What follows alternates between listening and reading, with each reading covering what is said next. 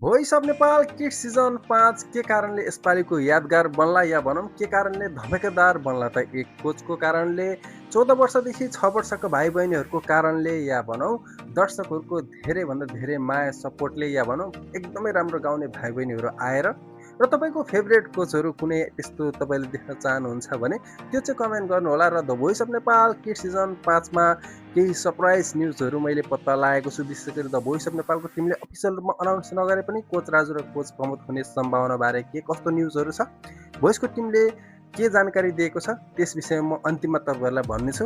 Video अन्तिमसम्म हेर्नुहोला र च्यानललाई सब्सक्राइब गर्नुहोला र लाइक गर्नुहोला। विशेष गरी तपाईँहरू कुन कोचलाई the voice of Nepal kids season 5मा देख्न चाहनुहुन्छ र the voice of Nepal kids यसपालि के कारणले धमाकेदार होला त त्यो चाहिँ कमेन्ट गर्नु होला है त।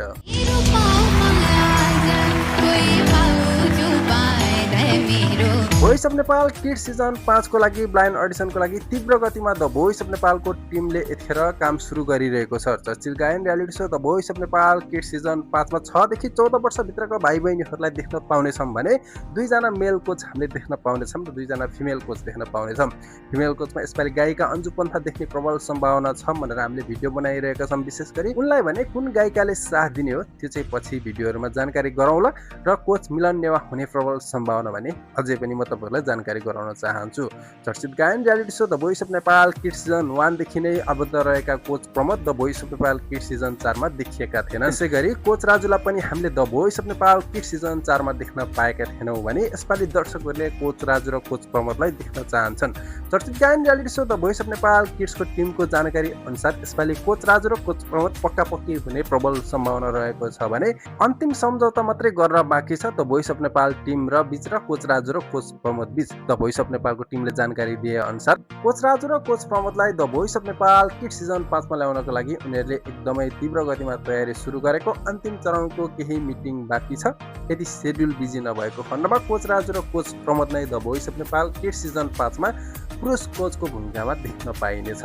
यता गायिका अन्जु पन्था, त्यसै गरी यता कोच प्रमोद, कोच राजु, त्यसै गरी यता मेलिना राई या भनौँ मिलन नेवा अथवा कुनै अन्य नयाँ गायिकाहरूलाई देख्न चाहनुहुन्छ भने त्यो चाहिँ तपाईँले कमेन्ट गर्न सक्नुहुनेछ। हजुरहरूको प्रतीक्षा अनि द भोइस अफ नेपालको टिमले तीव्र गतिमा ब्लाइन्ड अडिसनको सुचारू गरेसँगै यतिखेर देश तथा विदेशमा बस्ने नेपालीहरूलाई एकजुट गराउने हिसाबले र भाइ बहिनीहरूको 14 वर्षदेखि 6 वर्षभित्रका भाइ बहिनीहरूलाई ट्यालेन्टलाई चाहिँ प्लेटफर्म दिने हिसाबले ल्याएको यो गायन reality show the voice of Nepal किड्सको तपाईँहरू कतिको प्रतीक्षा गरिरहनु भएको छ त? हजुरहरू जस्तै म पनि एकदमै प्रतीक्षा गरिरहेको छु। भोइसको के अपडेट आउँछ, के आउँछ भनेर म तपाईँहरूलाई सुनाउन लागि एकदमै आतुर भइरहेको हुनेछु। यद्यपि द भोइस अफ नेपालले अफिसियल रूपमा अनाउन्स नगरे पनि कोच राजु र कोच प्रमोद भने हुने प्रबल सम्भावना रहेको छ है त। भोइसको टिमले अफिसियल रूपमा अनाउन्स गर्न मात्रै बाँकी रहेको छ, अन्तिम डिल हुन बाँकी रहेको छ र कोच राजु र कोच प्रमोद देख्न चाहनुहुने दर्शकलाई चाहिँ एकदमै गुड न्युज रहेको छ है यो चाहिँ।